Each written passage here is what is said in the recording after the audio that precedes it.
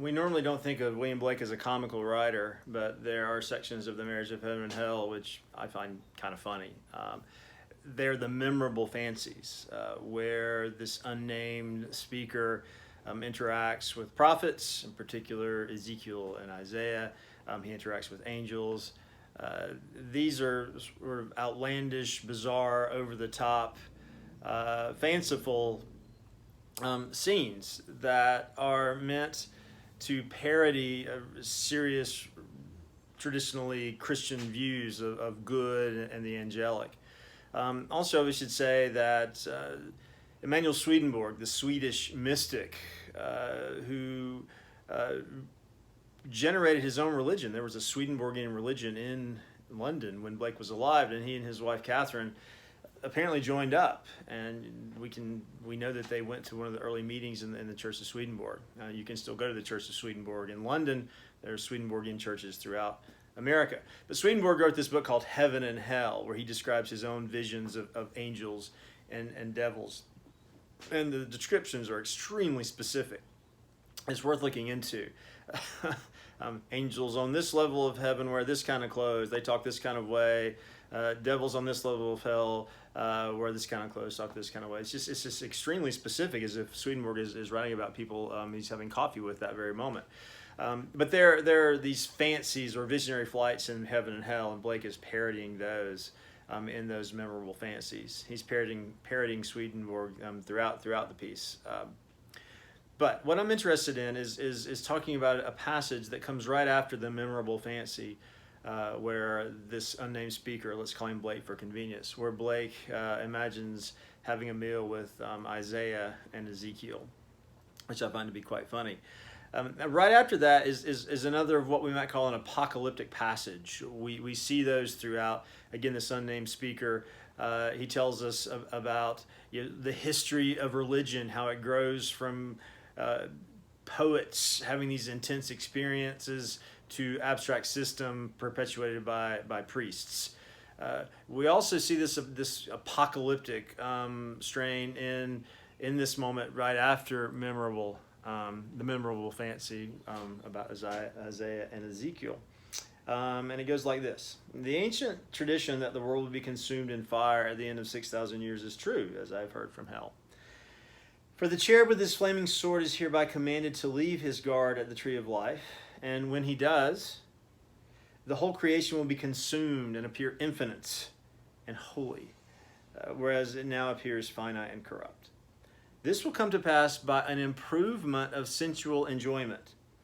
But first, the notion that man has a body distinct from his soul is to be expunged. This I shall do by printing in the infernal method by corrosives, which in hell are salutary and medicinal, melting apparent surfaces away and displaying the infinite which was hid. If the doors of perception were cleansed, everything would appear to man as it is, infinite. This is a major passage for understanding William Blake. The key sentence here is that the way that we will experience the infinite is not through denying the physical world and trying to understand the spiritual world. That's what a traditional Christian might say. No, on the contrary, the way to experience the infinite is through an enhancement, an improvement, an intensification of sensual enjoyment. Now, I talked about this earlier in describing that wonderful film, The Powers of Ten, how the more closely you attend to a phenomenon physically, the more it opens out, the more manifold, the more intricate, the more expansive it becomes. If I look into a cell with a microscope, say, it becomes a world unto itself, a cosmos. Well, Blake, without microscopes and telescopes,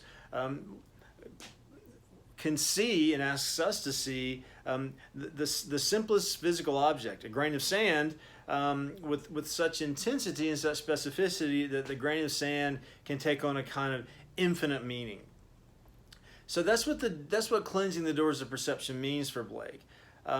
It doesn't suggest contemplation or prayer. It's simply trying to see the world as a visual artist would see the world. Now, how do we do this? Blake says that the true apocalypse is not necessarily an historical event, but it's an event of the mind. Blocking my doors of perception right now is the covering cherub. If you remember from the Bible, the Garden of Eden, when Adam and Eve were cast out of Eden, God puts a covering cherub with two flaming swords at the gate so they can't get back in. Well, Blake's saying, yes, we can get back in. The Eden of the mind. The Eden of the mind is the place where we're not controlled by ratio or religious system. It's the place in the mind where we can go to have that intellectual hunting. It's the place in the mind where we can go where suddenly the eye becomes a kind of window through which you can access the physical world with great specificity and intensity.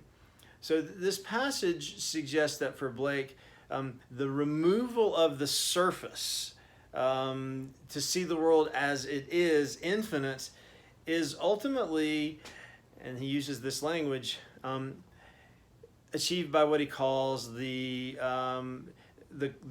infernal method of printing. And we talked about how when Blake actually prints his works, he would pour acid onto copper, and that would burn away what he did not want, and it would end up raising up what he did want. And the raised bit he would ink, and that would become the image, the word on his page. He, of course, had to write and draw backwards, so the images would appear forwards on the page. So there's a sense that Blake wants to corrode away in his readers what blocks their sensual enjoyment. Corrode away the covering cherub, which means corrode away ratio, which means corrode away abstract systems that encourage us to make the world conform to us as opposed to opening out into the world as it is. So this is one reason why Blake's style is so challenging. If he wrote in a very simple, direct, obvious style, then we would be very apt to say, okay, Blake means this, and then we would be done. We would come up with a concept or a theory, and then we can say we're done with William Blake. But the complicated style, the ironic style, this layered, intricate style, puts us, as we try to interpret Blake, in a very uncomfortable place, but also it opens us to almost infinite possibilities for interpretation. Blake makes it almost impossible for us to impose a set ratio or a set concept on his work. In a real way, the work is beyond interpretation. That doesn't mean it's confusing or poorly done.